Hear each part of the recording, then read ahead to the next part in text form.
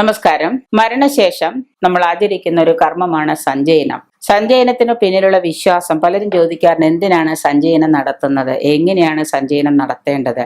നമ്മുടെ സ്ഥൂല ശരീരത്തിനുള്ളില് സൂക്ഷ്മ ശരീരമുണ്ടെന്ന് നമ്മൾ വിശ്വസിക്കുന്നുണ്ട്. സ്ഥൂല ശരീരത്തിനുള്ളിൽ സൂക്ഷ്മ ശരീരമുണ്ടെന്നാണ് നമ്മുടെ വിശ്വാസം. പ്രാണൻ വേനി വിടുന്ന നാൾ മുതൽ സ്ഥൂല ദേഹമില്ലാത്തവനെ വസിക്കുന്നതും മുകളിൽ ഭൂലുള്ള ലോകത്ത് അങ്ങനെയാണ് നമ്മൾ ചിന്തിക്കുന്നത്. ഈ സങ്കല്പത്തിലാണ് പരേതാത്മാക്കളായിട്ട് സൂക്ഷ്മക്രിയകൾ ചെയ്യുന്നത്.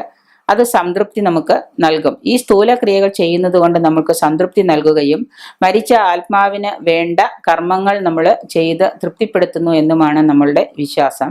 ഇതുകൊണ്ട് തന്നെ സഞ്ചയന കർമ്മം നിർവഹിക്കുന്നതും ഇതിനു വേണ്ടിയിട്ടാണ്. അപ്പോൾ സ്ഥൂല ശരീരത്തിനുള്ളിലെ സൂക്ഷ്മ ശരീരത്തെ നമ്മൾ എന്താണ് മേനി വിടുന്ന നാൾ മുതൽ സ്ഥൂല ദേഹമില്ലാത്തവനായി വസിക്കുന്നത് കൊണ്ട് ഭൂമിക്ക് മുകളിലുള്ള ലോകത്ത് അവര് സംതൃപ്തിയോടെയും സന്തോഷത്തോടെയും വസിക്കുന്നു എന്ന ചിന്തയോടെയാണ് നമ്മൾ സഞ്ചയന കർമ്മം നിർവഹിക്കുന്നത്.